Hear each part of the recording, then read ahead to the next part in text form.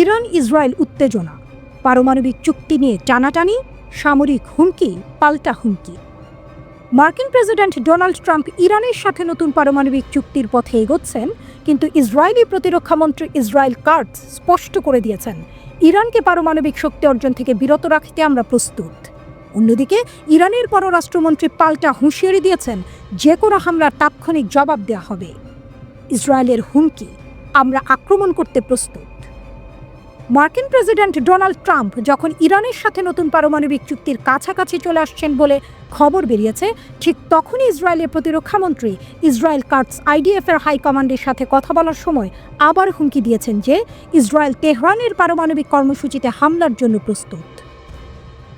Israeli প্রতিরক্ষামন্ত্রী Israel Katz সেনা কর্মকর্তাদের সাথে বৈঠকে জানিয়েছেন, ইরান যেন পারমাণবিক অস্ত্র না পায় তা নিশ্চিত করাই আমাদের লক্ষ্য।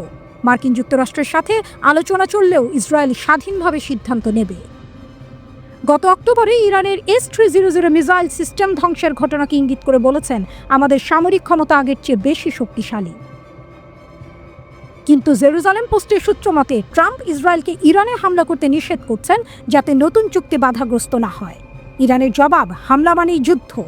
ইরানের পররাষ্ট্রমন্ত্রী আব্বাস আরাকচি সোশ্যাল মিডিয়ায় এক কড়া বার্তায় বলেছেন, ইসরায়েলের হুমকি বাস্তবতা বিবর্জিত, আমরা কখনোই পারমাণবিক অস্ত্র চাইনি। ইরানের শীর্ষ কূটনীতিকের বিবৃতি সম্পূর্ণরূপে এক্স সোশ্যাল মিডিয়া প্ল্যাটফর্মে প্রকাশ করা হয়েছে। সেখানে তিনি বলেন, ইরান কি করতে পারবে বা পারবে না সে বিষয়ে ইসরায়েলের কল্পনা এতটাই বাস্তবতা থেকে বিচ্ছিন্ন যে এর কোনো উত্তর দেওয়ারও প্রয়োজন নেই।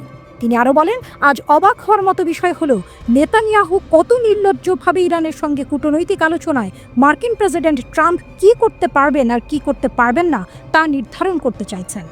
তিনি আরও অভিযোগ করেন, ব্যর্থ বাইডেন দলের নেতানিয়াহুর মিত্ররা যারা ইরানের সাথে কোনো চুক্তি করতে ব্যর্থ হয়েছে, এখন ট্রাম্প প্রশাসনের সঙ্গে ইরানের পরোক্ষ আলোচনাকে আরেকটি পুরনো পারমাণবিক চুক্তি JCPOA বলে ভুলভাবে উপস্থাপন করছে। আরাকচি এরপর স্পষ্ট ভাষায় বলেন, ইরান যথেষ্ট শক্তিশালী এবং আত্মবিশ্বাসী, তাদের ওপর বাইরের কোনো বিদ্বেষী শক্তির নির্দেশনা চাপাতে দেওয়া হবে না। তাদের নীতিতে নাশকতার যে কোনো চেষ্টাকে তারা প্রতিহত করবে। আমরা কেবল আশা করতে পারি আমাদের মার্কিন প্রতিপক্ষরাও এই অবস্থানে অবিচল থাকবে। তিনি আরও যোগ করেন, অনেক ইরানি এখন আর মনে করে না যে আগের JCPOA যথেষ্ট। তারা বাস্তবিক লাভ আশা করে। নেতানিয়াহুর মিত্ররা যা বলুক বা করুক, এই বাস্তবতা বদলাবে না। পরিশেষে তিনি বলেন, কোনো সামরিক বিকল্প নেই, কোনো সামরিক সমাধানও নেই। যে কোনো হামলা হলে তার তাৎক্ষণিক প্রতিশোধ নেওয়া হবে। ট্রাম্পের চুক্তির খেলা, সমাধান আসছে। ট্রাম্প সম্প্রতি জানিয়েছেন, তিনি নিশ্চিত যে ইরানের সাথে একটি চুক্তি হবে। কেন এই উত্তেজনা? ইসরায়েলের ভয়, ইরান পারমাণবিক শক্তি পেলে মধ্যপ্রাচ্যে তাদের আধিপত্য কমবে। ইরানের অবস্থান, তেহরান দাবি করে তাদের কর্মসূচি শান্তিপূর্ণ, কিন্তু পশ্চিমা দেশগুলো বিশ্বাস করে না। মার্কিন দ্বিধা, ট্রাম্প চুক্তি চান কিন্তু ইসরায়েলি লবির চাপে সামরিক অপশনও খোলা রাখছেন।